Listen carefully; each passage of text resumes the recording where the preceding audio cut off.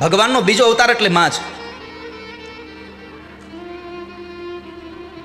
ભગવાનને એમ થયું હું ઘરે ઘરે નહીં પહોંચી શકું, એટલે એમણે માનું સર્જન કર્યું છે.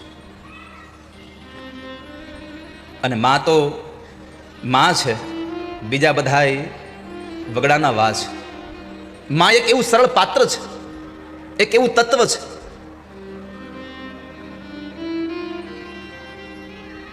સંતાનો પ્રત્યેની અપાર લાગણીઓ ધરાવતું એક પાત્ર એટલે માં છે. દીકરાઓ ગમે તેટલા હોય પણ પ્રેમ તો સરખો જ હોય ને. એ તો આપણે કહીએ છીએ કે મોટો દીકરો બાપને વાલો હોય, નાનો દીકરો માને વાલો હોય. ના, માને બધા દીકરાઓ વાલા હોય છે. પણ ક્યારેક ક્યારેક ઘટના એવી ઘટે છે કે માને બધાય દીકરા વાલા હોય પણ અમુક દીકરાને માં વાલી ન હોય. પાછી થોડું ઘણું વધારે ભણી લે, એકાદી નોકરી મળી જાય, ભણેલી ગણેલી છોકરી મળી જાય, એટલે માં વાલી ન રહી. પછી મારે તો વ્યાસપીઠથી આજે મદ્રીસણાની આ દિવ્ય ધરામાંથી, આ તીર્થધામમાંથી એટલું કહેવું છે કે સંસારમાં તમે ગમે તેટલી ઉન્નતિના પગથિયાઓ તમે ચડી જાઓ, તમે ગમે તેટલું ભણ્યા હો, તમારી પત્ની ગમે તેટલું ભણી હોય, પણ તમારા અભણ મા બાપ જેટલું તો તમે ક્યારેય નહીં ભણી શકો. એ વાત યાદ રાખજો. એ ભલે નિશાળમાં ભણવા નથી ગયા, પરંતુ એ મા બાપના અંતરના હૈયાઓ બહુ ભણ્યા છે.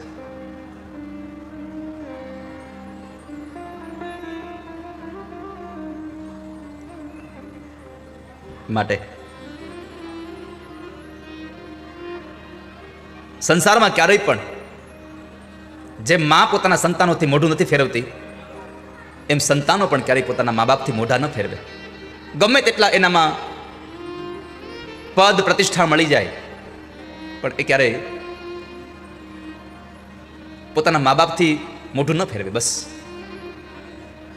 બાકી જીવનનું એક સૂત્ર યાદ રાખજો કે તમે તમારા મા બાપને તરછોડશો તો તમારી આવનારી પેઢી તમને હારે નહીં રાખે, નહીં રાખે, નહીં રાખે. એ તમને તરછોડી દેશે. પુનિત મહારાજ લખે, જેવું કરો તેવું ભરો, એ ભાવના ભૂલશો નહીં.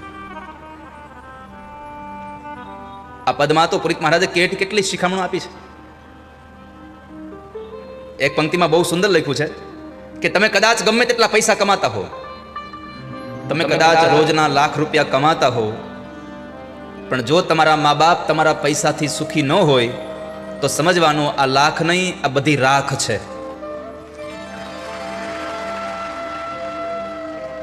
જેણે આપણને એક ઊંચાઈ સુધી પહોંચવા માટે થઈ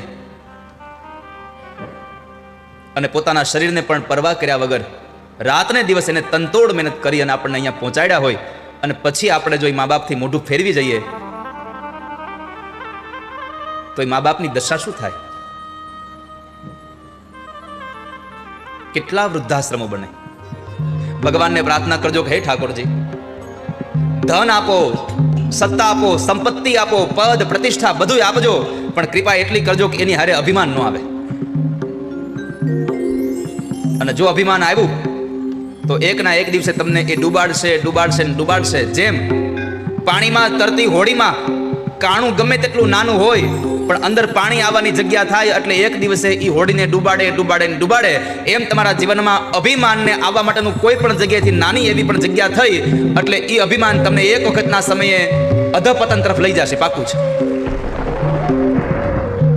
કાણું ગમે તેવડું હોય પણ એ બસ હોડીને ડૂબાડવા માટે સક્ષમ છે. એમ અભિમાન ગમે તેટલું હોય એ તમને ડૂબાડવા માટે સક્ષમ છે. એનું મરણ નજીક હોય એને શું કરવું જોઈએ?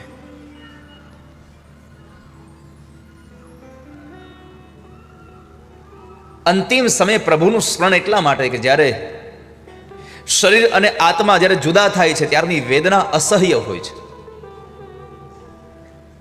આપણે જોતા હોઈએ છીએ ક્યારેક ક્યારેક કોઈક લોકોને કે જ્યારે એનું મરણ નજીક આવતું હોય અને પછી એ જીવને જ્યારે આ ઘર છોડીને જવાનો તૈયારી થાય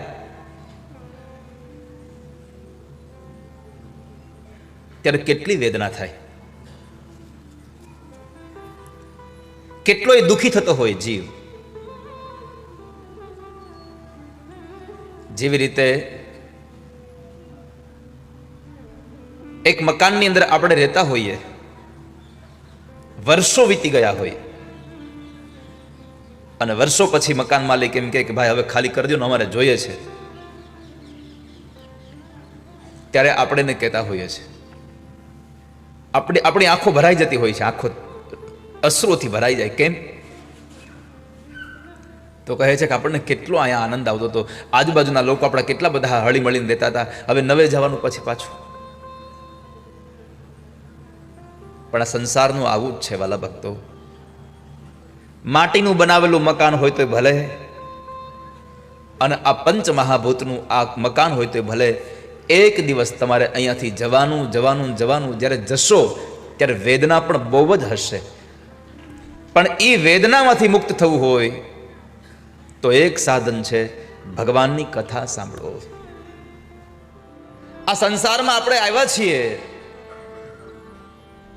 પણ એમાં આપણું કરવાની જરૂર નથી.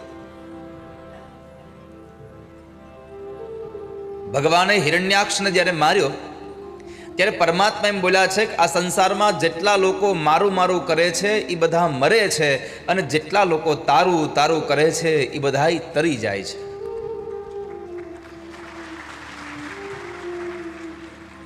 આપણે જેટલી સંપત્તિને એમ કહીએ બધી મારી છે, એક નિર્ણય યાદ રાખજો, સંસારનો મારું હોય ને એ ભેગું આવે, આપણું હોય એ ભેગું આવે.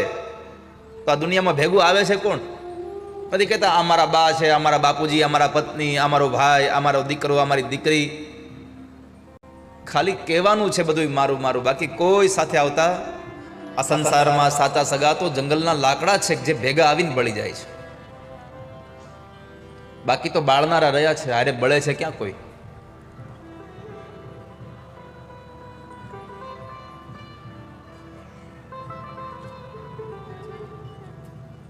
આ દુનિયામાં બાળનારા રહ્યા છે, હારે બળનારા કોઈ છે નહીં. એટલે ક્યારે જતા રહેશો નો કોઈ ભરોસો નથી. કરશો માં મારું મારું, પલમાં બધું જવાનું. પાછું કીધું કાયમ નથી રહેવાનું, મહેમાન 4 દિનના. સુગંધ મૂકીને જવાનું છે આ જગતના આંગણામાં. અને સૌથી મોટી વાત એ કરી, કદી ના ભૂલશો વાતને, અહેસાન છે પ્રભુનો. આપણે આ જે કાંઈ છીએ ને એ બધું ભગવાનની કૃપાથી છે. પ્રભુની કૃપા ન હોય તો કાંઈ ન થાય. એક સૂત્ર યાદ રાખજો કે હરિની ઈચ્છા વગર કોઈથી તરણું ન તોડાય. પ્રભુની ઈચ્છા ન હોય તો કાંઈ ન થાય.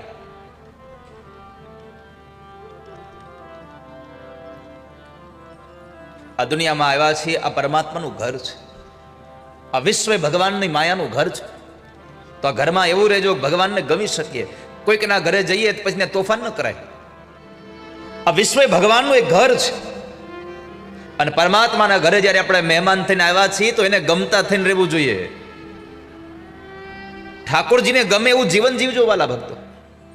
જેની વાણીમાં મીઠાશ હોય એના ઘરે મહેમાન આવે તો કદાચ ચામાં સાકર ઓછી હોય ને તો એ ઘટે નહીં. જેની વાણીમાં મીઠાશ હોય, આપણી ઘરે મહેમાન આવે અને આપણી જીભમાં એટલી મીઠાશ હોય તો કદાચ એના જમવાના થાળની અંદર એકાદી મીઠાઈ ન હોય ને તોય થાળ મીઠો લાગે. અને બાકી થાળીમાં 5 ભાતની મીઠાઈ મૂકી હોય પણ જીભ કડવી ઝેર જેવી હોય તો એ મીઠાઈનો સ્વાદ આવે નહીં. બીજું વિચાર. તમારી પાસે સંપત્તિ અઢળક હશે પણ જો વિચાર સારા નહીં હોય તો સંપત્તિ તમને સુખ નહીં આપી શકે. આ બહુ નરું સત્ય છે. તમારે સંસારમાં નજર કરવી તો કરો. ત્રીજી પેઢીને પૈસા વાપરતા ન આવડે એટલે ચોથી પેઢી હંમેશા વ્યાજ જ ભરતી હોય. એ ખાવાના પૈસા એની પાસે ન હોય. આ સત્ય ઘટના છે.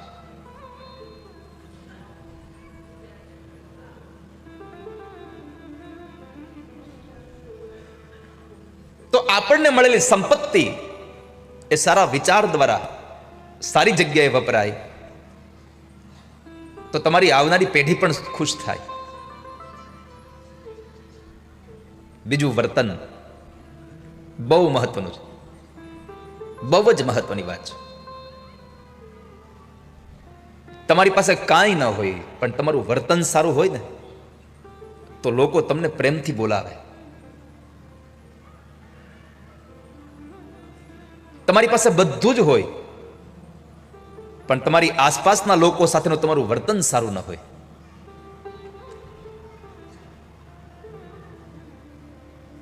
તો તમને જીવનમાં ક્યારેય ખુશ ન થઈ શકો. તો જ્યારે આ મકાન ખાલી કરવું પડશે,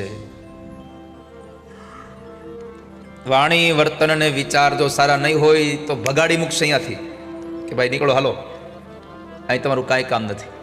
સમાજનો પિતા ભગવાનને શું પ્રાર્થના કરવો જોઈએ? આજ આટલી સુંદર રામચરિત માનસની પ્રસાદી મળી છે.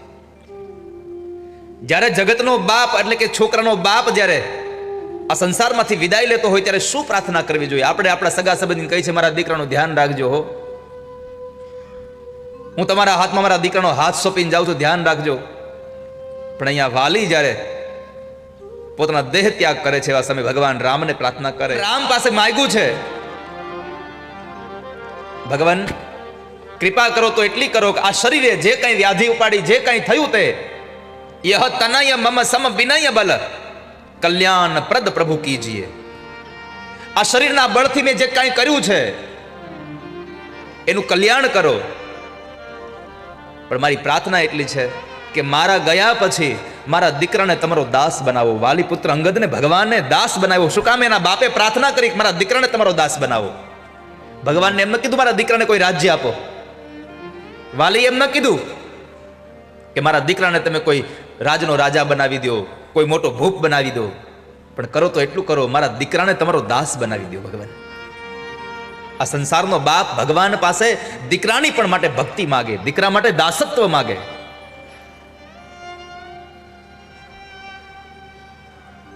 તો સંતાનોનું જીવ કલ્યાણ થાય.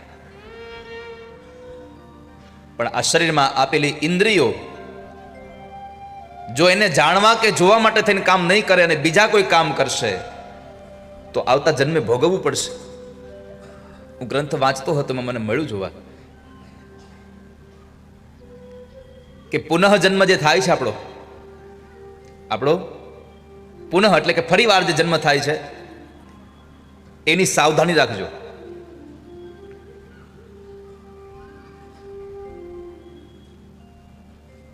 આ સંસારમાં કેટલા લોકો જન્મે છે, કેટલી ખામીઓ સાથે જન્મે છે.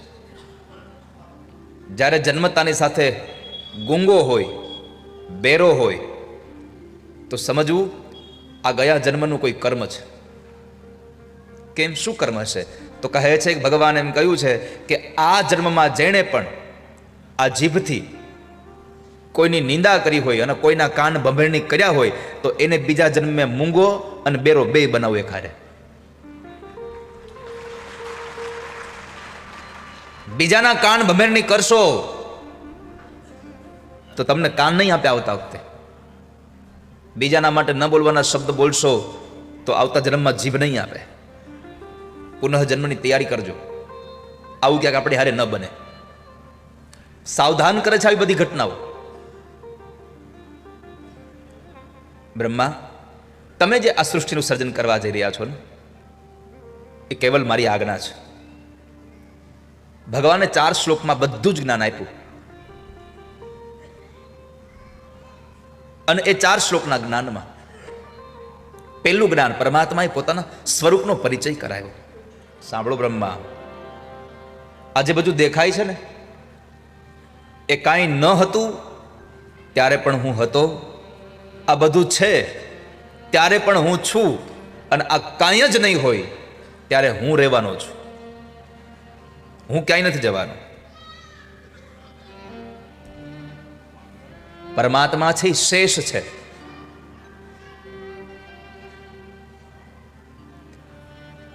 તમે ગણિતના દાખલાઓમાં ભાગાકાર કરો, 25/4 શેષ કેટલી આવે? 1. આ 1 જે વધે છે ને એ પરમાત્મા છે. બધું જ ભાંગી તૂટી જાય, 1 વધે એ બ્રહ્મ છે. કાળ બધાનો નાશ કરે પછી જે વધે છે એ પોતે બ્રહ્મ છે. આદિ, મધ્ય અને અંત આ ત્રણેય ગુણોથી હું રહિત છું. આ સંસાર મારું કારણ છે અને મારું પાછું કોઈ કારણ નથી.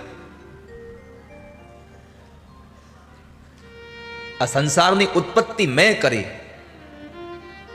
મારી ઉત્પત્તિ કોઈ ન કરી. અજન્માનો લોકા, પુષ્પદંત એમ કહે છે, અજન્મા છે ભગવાન મહાદેવ. આદિ, મધ્ય ને અંત, આ ત્રણેય ગુણો વગરનો હું છું. પરમાત્માને ભૂત, ભવિષ્ય અને વર્તમાન જેવો કોઈ કાળ નથી. કાળથી અબાધિત છે.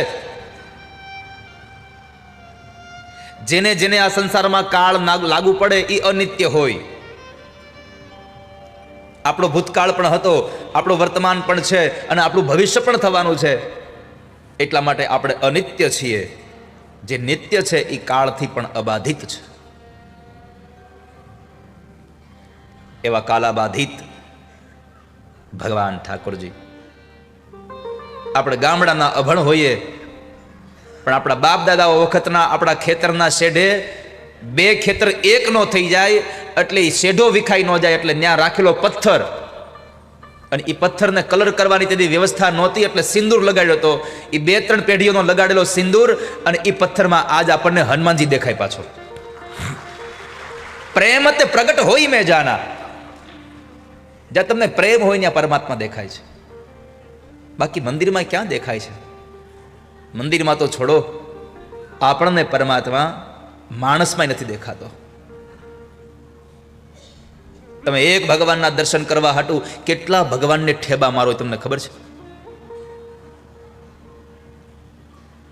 જ્યારે ભગવાન આમ નીકળતા હોય, વતીથી જતા હોય છેલ્લા દિવસે, અથવા તો કોઈ મંદિરના દરવાજા ઉપર દરવાજો બંધ હોય અને આગળ બહુ મોટી ભીડ ભરાઈ ગઈ હોય અને દરવાજો ખુલે, પછી મૂર્તિમાં રહેલા ભગવાનના દર્શન કરવા હાટુ આ જીવની અંદર રહેલા આ જીવમાં રહેલા રામને કેટલો હેરાન કરીએ છે. આજે મારી વ્યાસપીઠ આપ સૌને પ્રાર્થના કરે છે કે તમે મંદિરમાં રહેલા એ મૂર્તિમાં પ્રભુને જોવા જાવ ને, ત્યારે એ મૂર્તિમાં રહેલા પ્રભુને જોવાના સમયે આ સંસારના જીવમાં રહેલા ભગવાન હેરાન ન થાય એની કાળજી રાખજો. ધક્કામુક્કી કરીને કેટલાયને આપણા રામને હેરાન કરી દઈ છે. એટલે મૂર્તિમાં રામ છે તો આમાં રામ નથી. પ્રભુના દર્શન કરવા જાવ ત્યારે બધા રામની ચિંતા કરજો. દરેક જીવમાં રામ છે તો બધા રામની તમે વંદના કરો, બધા રામની તમે મર્યાદા જાળવો, બધા રામની તમે અમાન્ય રાખો.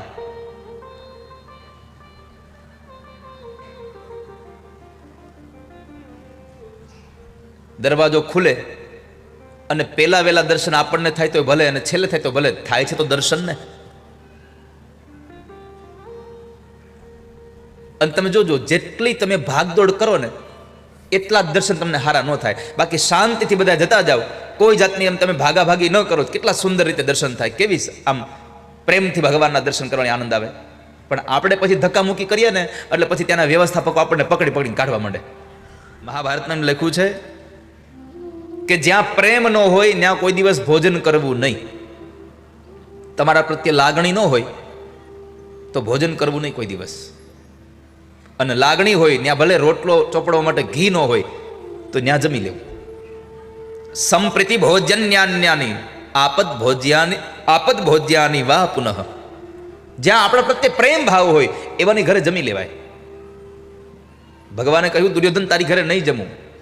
એના કારણો છે. એક તો તને મારા પ્રત્યે પ્રેમ નથી. આ ભોજન તે બનાવ્યું છે એ તે મારી પાસેથી સારું કામ કઢાવવા હાટું કર્યું છે. અને આપણું એવું જ હોય છે, કોકનું કામ હોય તો આપણે ચૂરમાના લાડવા ખવડાવીએ, કામ પતી જાય તો ખાટી છાશ ન આપી.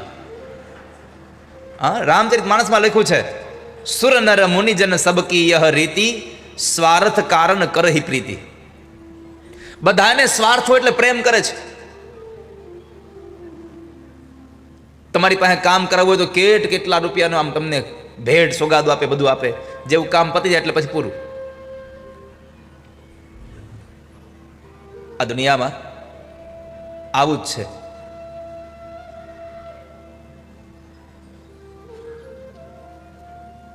દીકરા દીકરીના લગ્ન કરવા હોય એટલે આપણે કેવડા મોટા ખર્ચા કરીને એમાં પાછા 1500 2,000 રૂપિયાની થાળી રાખીએ. પણ અહીંયા આગળ ભગવાને કહ્યું કે મારા પ્રત્યે તને પ્રેમ નથી એટલે હું તારે ઘરે ભોજન નહીં કરું. બીજું, મારો પ્રાણ સંકટમાં નથી એટલે હું તારા ઘરે ભોજન નહીં કરું. ભગવાને દુર્યોધનના મેવા છોડી દઈ અને વિદુર કાકાના ઘરે તાંદળિયાની ભાજી અને બાજરાનો રોટલો ખાધો છે.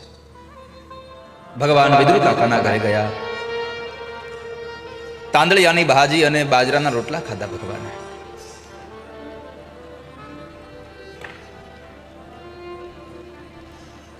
ત્યાંથી ભગવાન નીકળી ગયા. સમય વ્યતીત થયો. વિદુરજી મહારાજ તીર્થયાત્રાએ ગયા છે. આપણા ભારત વર્ષમાં તીર્થનો બહુ મહિમા છે. અન્ય ક્ષેત્રે કૃતમ પાપમ તીર્થ ક્ષેત્રે વિનશ્યતિ. તમે કોઈ પણ જગ્યાએ પાપ થયું હોય પણ તીર્થમાં જાઓ એટલે પાપ ધોવાઈ જાય છે. એટલે તો આપણે જો કેટલી યાત્રાઓ કરીએ, હરિદ્વાર ને કાશી ને પ્રયાગરાજ ને વૃંદાવન ને મથુરા, કેટલી યાત્રાઓ કરવા જઈએ આપણે.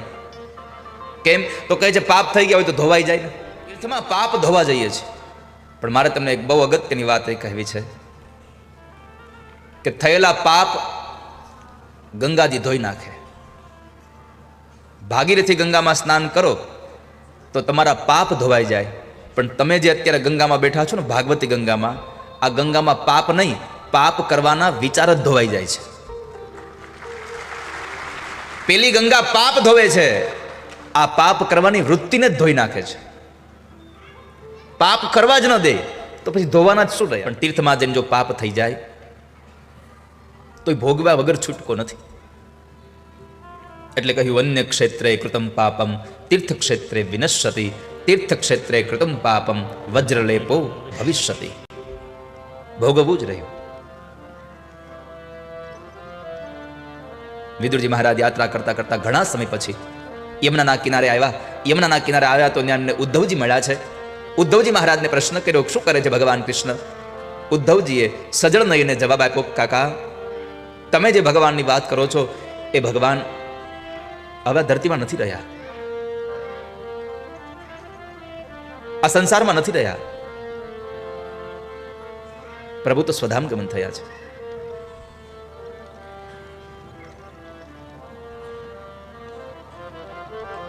વિદુરની આંખોમાંથી અશ્રુની ધારા વહી ગઈ. ભગવાનનો ઉપદેશ સાંભળવાની ઈચ્છા થઈ.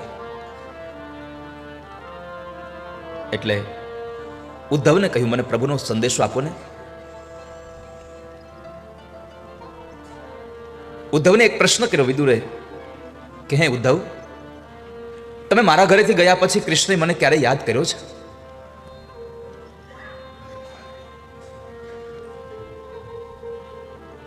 હું ભાગ્યશાળી હોઉં તો મને પ્રભુનો સંદેશો સંભળાવો ને. ત્યારે ઉદ્ધવજી મહારાજ એટલા ગદગદિત સ્વરે બોલ્યા છે, કાકા આ સંસારનો કોઈ પણ માણસ મને આવીને પૂછે કે આ દુનિયામાં કોણ ભાગ્યશાળી છે, તો મારી જીભ એટલું જ કહે કે આ જગતનો સૌથી વધારે ભાગ્યશાળી કોઈ માણસ હોય તો એ વિદુર કાકા છે, બીજું કોઈ નથી. કેમ? તો કહે છે આ સંસારનો જીવાત્મા જ્યારે મરણ પથારી હોય ત્યારે પ્રભુને યાદ કરે, પણ પ્રભુ જ્યારે અંતિમ લીલા કરતા હતા, સ્વધામ ગમન જતા હતા, ત્યારે વિદુર કાકા તમને 3 વખત મારા ઠાકોરજી યાદ કર્યા છે. આ જીવ પરમાત્માને યાદ કરે મૃત્યુની વેળાએ, પણ પરમાત્મા પોતે જ્યારે આ સ્વધામ ગમન થતા હતા, આ ધરતી છોડી રહ્યા હતા, પંચમહાભૂતનું શરીર ત્યાગ કરતા હતા, ત્યારે એને 3 વખત વિદુરને યાદ કર્યા છે. તો જે માણસને અંતિમ સમયે પરમાત્મા યાદ કરતા હોય એ કેટલો ભાગ્યશાળી હશે. પણ હું તમને એ ઉપદેશ નહીં સંભળાવું. જોજો અહીંયા પણ એક બહુ સુંદર ઉપદેશ ભગવાનની કથા આ સંસારના લોકોને કરે છે. એટલે વિદુરે પૂછ્યું, કેમ તમે મને નહીં સંભળાવો? તમને નથી ખબર? મને ખબર છે. ભગવાને જે ઉપદેશ આપ્યો છે, મને તમામ ઉપદેશ મને ખબર છે, પણ એ ઉપદેશને કહેવાની જવાબદારી ભગવાને મૈત્રી ઋષિને આપી છે. એટલે એની આપેલી જવાબદારી હું વચ્ચેથી નહીં લઈ લઉં.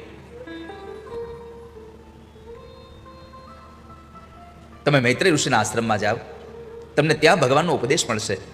એક રાત્રે યમુનાના કિનારે બંને મિત્રો ભગવાનના ત્યાં અંતરંગ સખાઓ બે ભેગા રહ્યા. સવારે સૂર્ય ઉદય થાય એ પૂર્વે સ્નાનાદિ કર્મ કરી અને વિદુરજી મહારાજ ફરી પાછા ગંગાના ઘાટ ઉપર જવા માટે ચાલતા થયા અને મૈત્રી ઋષિના આશ્રમમાં આવી મૈત્રીને પ્રણામ કર્યા છે.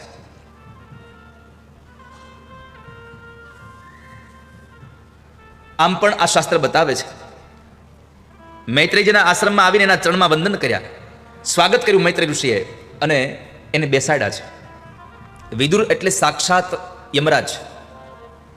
માંડવ્ય ઋષિના શ્રાપ માત્રથી દાસીપુત્ર બની અને આ જગતમાં વિદુર આવ્યા છે.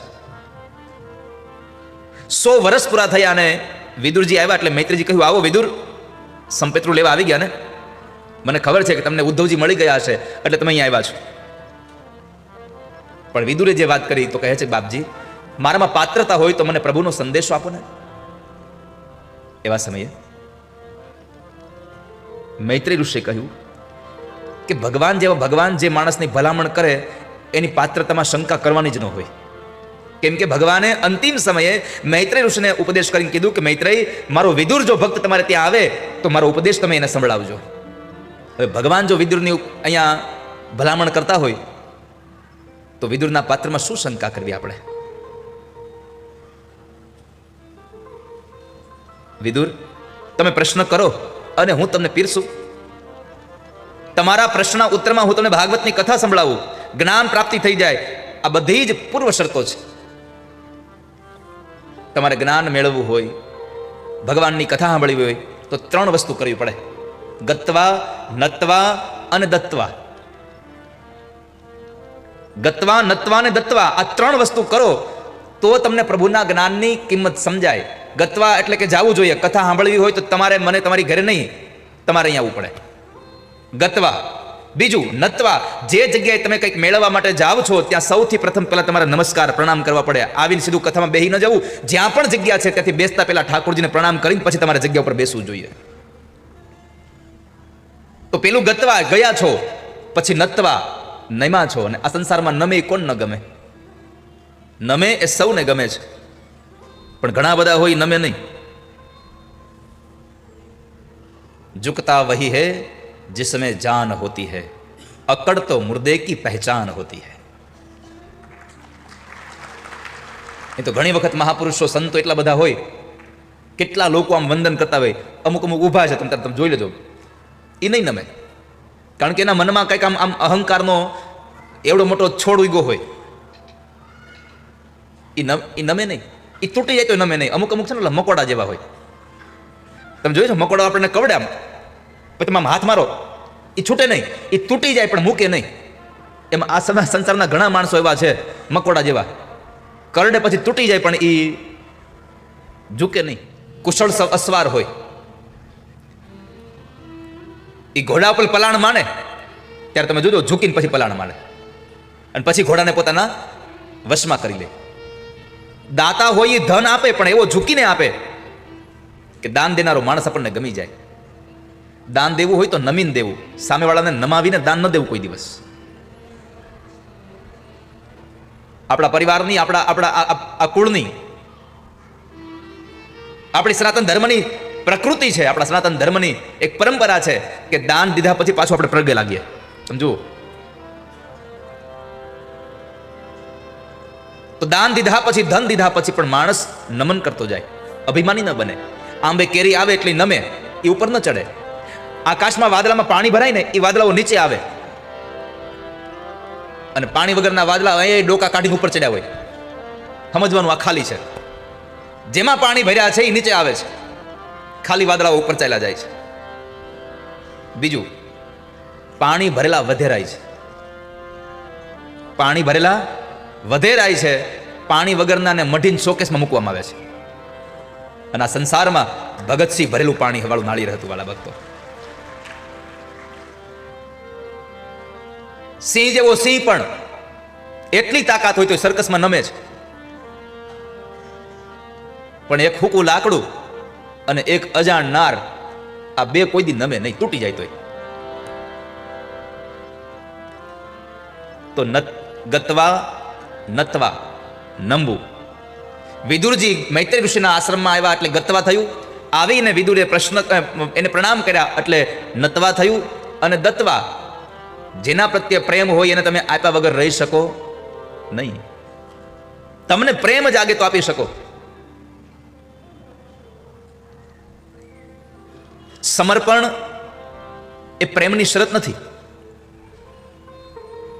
સમર્પણ એ પ્રેમની શરત નથી. સમર્પણ એ પ્રેમનો સ્વભાવ છે.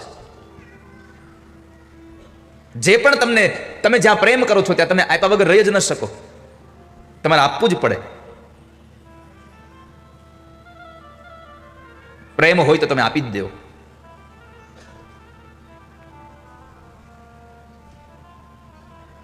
આપવું જ પડે એ પ્રેમ નથી, આપી દો એ પ્રેમ છે. સમજાય છે શબ્દની ભાષા? આપવું જ પડે એ પ્રેમ નથી. કન્ડિશન હોય ને એને કોન્ટ્રાક્ટ કહેવાય, એને પ્રેમ નો કહેવાય. પણ આપી દો તમે એ પ્રેમ છે. તો પુનઃ ગત્વા, નત્વા અને દત્વા, આ ત્રણ વસ્તુ એટલે કે વિદુરે પોતાનો સમર્પણ ભાવ મૈત્રેય ઋષિના ચરણમાં પ્રસ્થાપિત કરી, સમર્પિત થઈ અને પછી પ્રશ્ન કર્યો, આ સંસારમાં જીવાત્મા સુખી અને દુઃખી કેમ થાય છે? સુખાય કર્માણિ કરોતિ લોકો નતૈ સુખમ વાન્ય દુપારમ વા. જીવ શા માટે સુખ અને દુઃખને ભોગવે છે? કૃપા કરીને મને બતાવો. મૈત્રેય ઋષિએ કહ્યું કે વિદુર, આ સંસારમાં સુખ અને દુઃખ માત્ર ને માત્ર માણસને કર્મથી મળે. કર્મણ્યેવાધિકારસ્તે મા ફલેષુ કદાચન. કર્મથી માણસ સુખ અને કર્મથી માણસ દુઃખ પામે છે.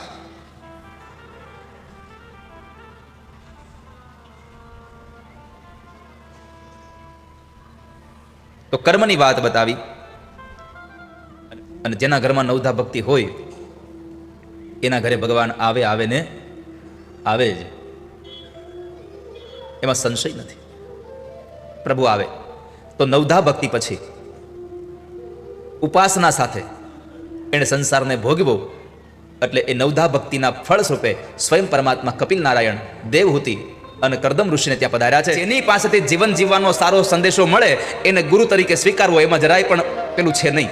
આપણે ગુજરાતીઓ બે રીતે ભાગ્યશાળી છીએ. એક, ભગવાન કૃષ્ણ 125 વર્ષ આ ધરતીમાં રહ્યા, એમાં 100 વર્ષ ભગવાન દ્વારિકામાં ગુજરાતમાં રહ્યા છે.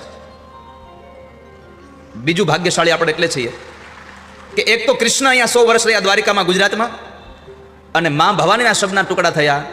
એ ટુકડામાંથી સૌથી શ્રેષ્ઠ ભાગ હૃદય આપણા ગુજરાતમાં અંબાજીમાં પડ્યું છે.